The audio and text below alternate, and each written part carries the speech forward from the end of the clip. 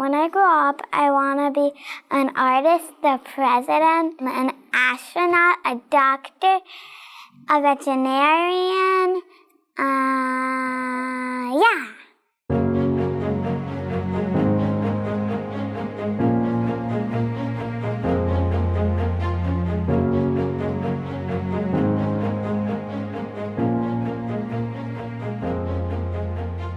What do you want to be when you grow up? A candy man. What do you want to be when you grow up? A dancer. When I'm older, I want to be just like Michael Jackson. I want to be a baseball player when I grow up. When I grow up, I want to be a doctor because I like helping people. We know that before people can achieve their dreams, they have to first have their basic needs met. Not only their physical needs, but their social and emotional needs. And so at Schechter Manhattan, we start by building that safe community. I think one of the great ways that Schechter teaches our kids is that when presented with a problem, there is no end game. The kids have free rein to explore all the different options and take it in places the teachers never even envisioned. In that type of environment where students are constantly thinking and having ideas, they find their passion and what they care about, and they're not afraid to go for it because they feel safe and supported. What I think is beautiful about this model, where you have two full-time bilingual teachers who share the Jewish studies curriculum and the general studies curriculum, we're models for our students of an integrated human being. You know, I'm not just me, my secular self, or me, my Jewish self, but I am one person, and these are all parts of me. My time at Schechter Manhattan formed the basis of my interest in Jewish learning and teaching, and it helped inform both my decision to spend a year in Israel by starting the Teen Beit Midrash and the program that I'm about to start in medieval Jewish history. By virtue of creating learning activities where students are at the center, where they're asked to figure things out together and for themselves, that means that they, at a very early age in our school, learn that there are going to be moments of frustration, there are going to be moments of challenge, and they're going to have to find ways to work through them.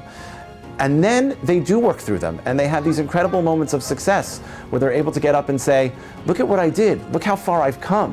When I grow up, I want to be an author because I like to write and read. I want to help people who could use someone to advocate for them because they can't necessarily do it on their own. Whatever problem or issue they feel passionate about and want to study or affect change in, I think they're really given the tools to do that successfully.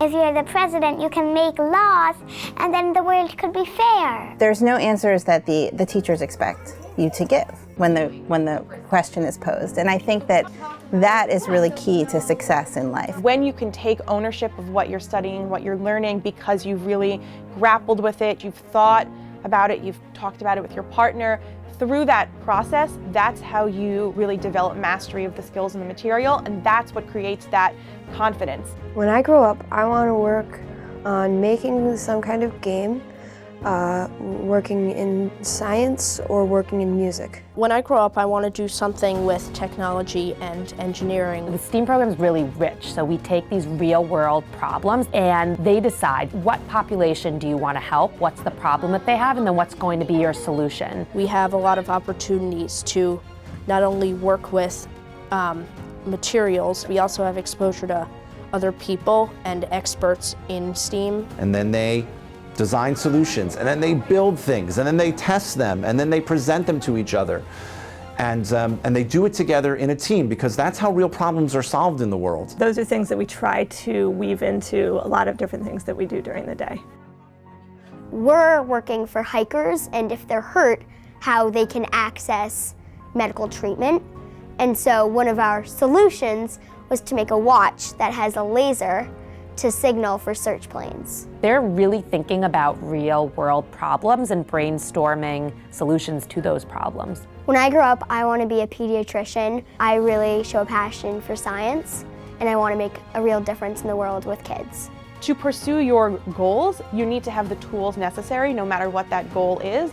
And one thing we want them to understand is that's part of what school does. Part of school is giving you skills to achieve whatever your goals might be. And our job is responding to that seriously, So we talk to the child about it and we ask questions and he explains more. If your goal is this, what are your action steps that you're going to take in order to pursue your dream of being a doctor, a scientist, an artist, a professional athlete? There is no dream that's too big. If you want to, create a new country, great, so what's that going to take? And break it down into steps and then just help them go for it. And with that set of skills, I believe that the sky's the limit. Whatever their dreams are, they can bring themselves and the resources they need to bring to bear and collaborate with others to accomplish them. I dare to dream. I dare to dream. I dare to dream. We dare to dream. I dare to dream. I dare to dream. We dare to dream. I dare to dream.